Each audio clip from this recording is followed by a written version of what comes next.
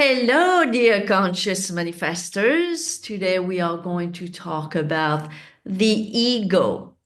Are you someone oftentimes saying, I can't imagine because I feel that this is too good to be true?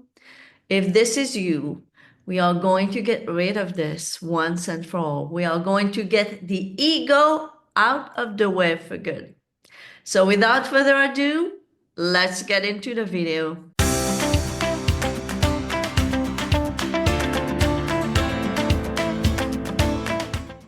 By the way, if you're new here, my name is Sylviane. I am a manifesting coach. I teach you about the law of assumption, spiritual law. I use Neville Goddard's teaching quite a bit because to me, he's the best teacher of the law, spiritual law. And if you need my help, you can check the link down below to my website. And there is a direct link to my SP masterclass as well. So, are you someone bothered a whole lot by the ego? If you have seen my last video, I have mentioned there that on my channel, I want my audience to have a good, healthy understanding of spiritual law. Because as long as you don't, you are going to struggle. So one of the reasons why you are struggling with the ego, it is due at the source to a misunderstanding of the law. Because the law is completely impartial. The law is completely impartial to the point that there is no good or bad. There is not even right or wrong. Everything simply is. Everything simply is. There is no such thing as good or bad or right or wrong for the law. And this is clearly said in Deuteronomy 32:39, where it says, I kill and make alive, I wound and I heal. Because this is what it means to be God. The law, God, the I am, is everything. So that includes what the ego calls good and what the ego calls bad. So basically, when you feel that something is too good to be true, this is 100%, 100% your ego rational thinking mind that is thinking this. Because for the law, there is no such thing as too good or too bad, as a matter of fact.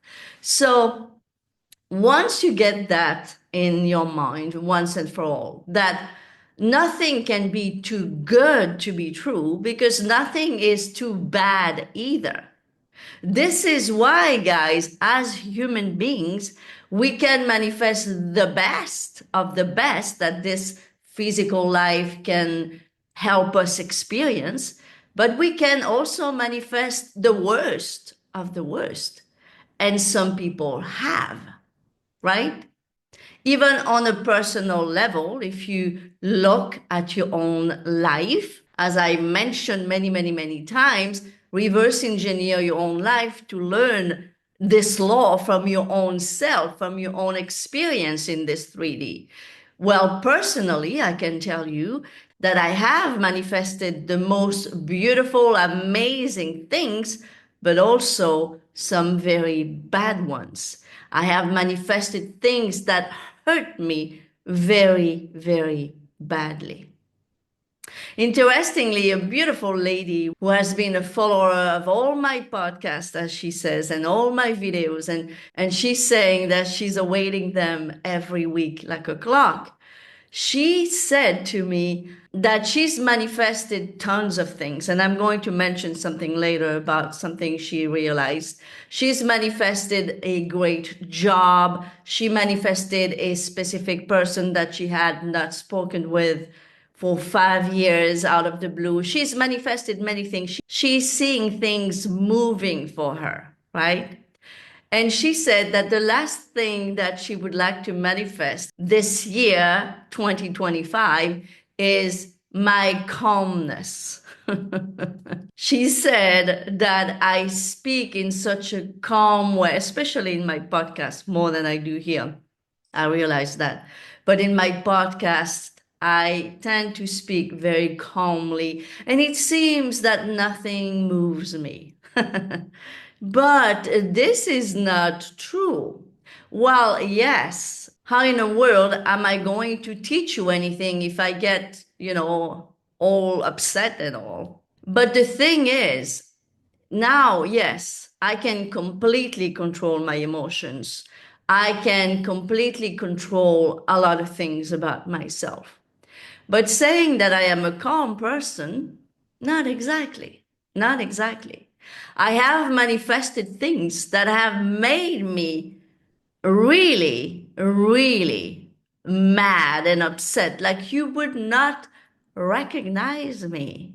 And as a matter of fact, I can think of a person or two right now who have seen me not so long ago becoming the angry Sylviane, doing things that they had never seen me do before. And when I say do, I didn't do anything bad, but yes, did I react? Did I get mad? Did I knock on tables and walls? Yes, I did. Okay. So the reason I'm very honest with you is so you understand that as long as you are in this human body, you are going to have human reactions, right?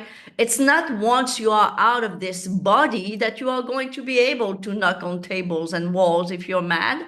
You most likely won't even have this type of experience anymore, right? Once we are out of this body, if we are in an existence where we are not a prisoner of a 3D body anymore, we may not have to deal with many things that we have to deal with now. But in the now, as long as we are in this body, yes, we can get mad, but what's important is that we just come back to who we truly are. So, yes, I have my human moments sometimes, and I can get very mad and show it. I can yell very loud too. I have a very loud voice. Ask people who know me, they'll tell you. But the point is, it's not so bad if you once in a while get out of your own self and get mad and yell and punch things. That's okay. But what's important is to remember. Because even when I do those things, I still remember who I truly am. So once I'm done with being mad, I go back into myself. I come back into myself, into my I am. And the reason why you guys may think that I am calm, always calm, when I speak to you, it's because, yes, I'm in control of who I am, especially when I teach other people. But I don't want you to believe that me and other coaches you may watch out there are not humans. We are humans having the same feelings that you do, sometimes feeling good and sometimes feeling bad, right?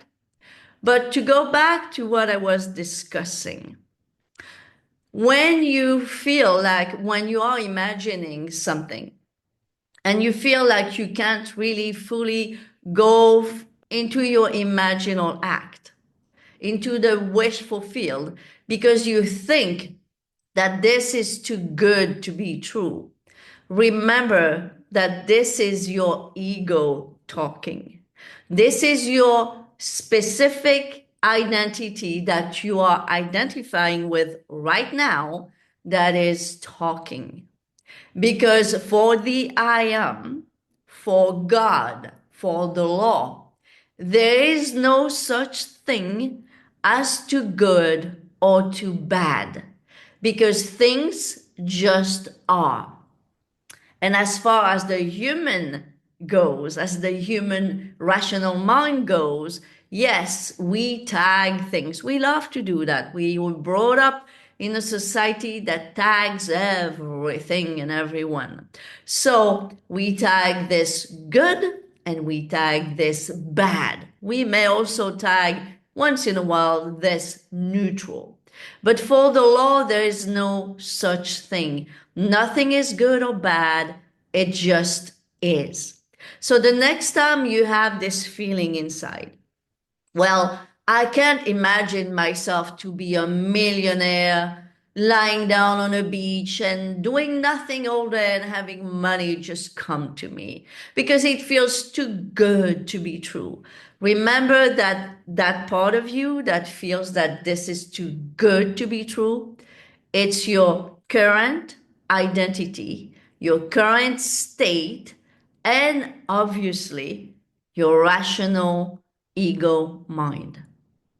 But remember that for the law, whether you have $1 million, $1 billion, whether you are lying down on a beach or whether you are in jail, those two different things mean nothing. They just are. It's not that one is good or one is bad. It's based on the state that you occupy, based on what you identify with, based on your perceptions, based on your self-concept. All those things mean the same thing. Based on that, you are going to manifest that good experience or that bad experience. I hope this is clear. Another thing that this specific lady I was just telling you about told me she has finally realized listening to my content that the five senses are not to be trusted. Indeed, your five senses are very limited and are not to be trusted because they are so limited, right? So if you trust your five senses to manifest your desires, while manifesting your desires call for remembering that you are God having a physical experience, but you are well above and beyond your five senses. So if you rely on your senses, you are going to be very limited. And what I mean by five senses is 3D, right? In the 3D, you being in one room in your house makes it impossible for you seeing what's going on in another room of your house. That's how limited your five senses are, right? In imagination, however, you could be lying down on a bed and travel to other countries, like Neville has done many times in his lifetime. He would just be lying down on his bed and travel to other countries he had never been physically, but his consciousness, his awareness, his I amness went there and he traveled into many other countries. So do you see the huge difference between your I am and your ego? Your ego cannot even see on the back of your head. You can't do that. But your I am can be sitting right here where I am sitting now, and I could close my eyes and go into a meditation and travel to a country that I have never been in before. So I want you to be very aware of this, guys, that every time you limit yourself by any stretch of imagination that your ego is going to create. Remember that this limitation, such as this is too good to be true, is created by your very limited ego self. But for the law, being no such thing as good or bad, it is impossible for anything that this 3D can offer, it is impossible for anything to be too good to be true. If it can be imagined by you, it means that it's already yours. And that's a promise from the I am, from God, from the law. And the only part of you that says that this isn't true, obviously, it's that little ego self that knows nothing, that is nothing, but simply says, well, no, this is too good to be true. So the best way to get rid of your ego-limited rational thinking, get your ego out of the way, is by remembering that while you, as your ego self, you perceive things to be good, bad, or neutral, for the law, they are none of that. For the law, nothing is good or bad, they just are. If you remember this and only this, that simple little trick of the mind, so to speak, will help you greatly to remove that ego limitation out of the way very quickly. And one thing I wanted to add, because many of you, when you speak to me about your imaginal acts, it's about manifesting a specific person. And I said earlier that I was going to mention something about this person who has progressed a whole lot from listening to me, right? She said that very recently she manifested a specific person, not a romantic partner, but still a specific person, a friend of hers, who had blocked her on social media 5 years ago. So this person blocked her friend also on other social media. So basically they blocked each other. So they were blocked everywhere on all social media. And just recently, that person I'm talking about received a message from that friend as if nothing had ever happened, reappearing in her life while they were blocked all over the places on the internet, on social media. And what did that beautiful lady tell me? Well, all of it just because she worked on her self-concept. She changed the beliefs that she had about herself, basically. And that's why, out of the blue, she manifested someone who had blocked her everywhere. And she said to me, I finally understand why you keep on saying that manifesting a specific person is so easy. So you see, she did nothing specific about this specific person.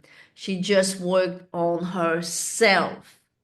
Lately, she managed to manifest a beautiful job for her that she would have never, according to her own words, manifested before. And she just manifested a specific person out of the blue.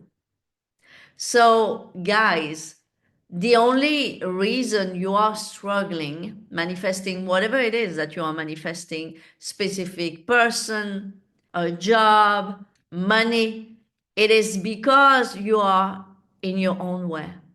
And that part of you that is in your own way is that identity of yours, who you believe that you are. Once you change that, once you change the belief, once you change how you perceive yourself, what you identify yourself with, once you change that once and for all, and you truly become the person, the identity of the person who has everything that you want, those things are going to happen in your physical experience automatically on autopilot. You are not even going to have to do anything specific to force it, such as using techniques even. Okay, guys, so that's all I'm going to say for today. Thank you so much for watching. You know what to do. Give me a thumbs up, subscribe if you are new here and not subscribed, and comment, ask me questions. I love to read your comments and answer your questions. And if you need my help, check the links down below this video in the description box. Thank you for watching and see you next time. Bye-bye for now.